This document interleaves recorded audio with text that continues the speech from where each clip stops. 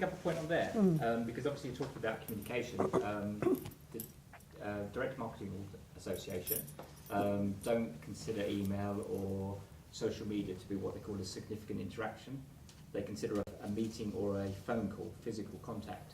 And it's quite important, I think, for us, particularly with the young ones, as you were saying earlier, to get the younger people picking up the phone whenever they can or going to see people, because otherwise that human interaction is lost. And it's okay saying, okay, this is how we do it, but I think it still needs to be actively encouraged. But speaking as someone who is a little bit nervous of talking to, in a sales capacity, brand new clients, cold clients, that kind of thing, a little bit of interaction on LinkedIn can help you feel more comfortable to pick up the phone. Yeah. No, so I think it's very valuable from that perspective. I'm not talking about cold calling. I'm talking about doing anything but calling. Literally, send an email. You know, as you said before, if you have an opportunity to pick the phone up and talk to someone, take that opportunity.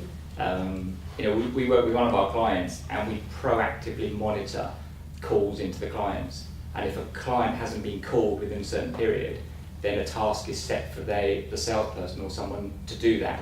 Because it's so crucial to maintain that.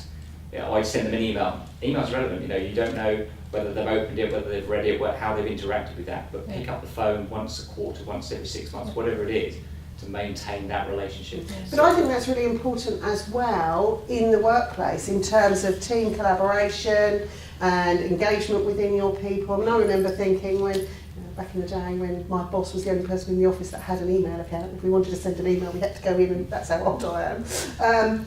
Remember thinking once it sort of grew out a little bit, I was working with quite a lot of people who were very, very technical, and if they could avoid talking to anybody, they absolutely would. So the email, they hid behind the email. I think people are doing that more and more and more, and we're gonna lose that. You know, I fear for society that none of us are ever going to speak to each other again, because it's so easy to hide behind those things, and then your teams start breaking down because they're not a team; they're just connections. I've been told to shut up. How about, does anyone have anyone in their organisation that is responsible for managing your company social media? No. But you do it yourself? Oh yeah, sorry, yeah, there is only me. Well no, I do have someone else, but I'm the only one that does it. Try away from it actually, just realised. Someone else is meant to do that. Do you have someone that does that? We have someone who handles this in terms of social media. And how does that work for you? Have any issues arisen from it?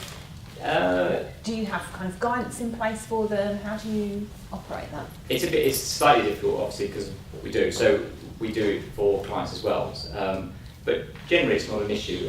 You know, we kind of, it's all scheduled out as to what we're doing, when we're doing it. I think the most important thing, what we were saying earlier, is it's particularly something like Twitter, it's actually listening as well.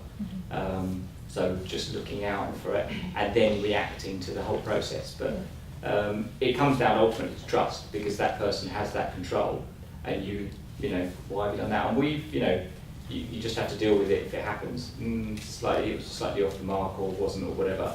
But you know. So it comes back to that setting expectations, letting people know what you expect of them, and that's going to be different in all of your organisations, because you have different tolerances and different approaches, and probably different populations, different demographics.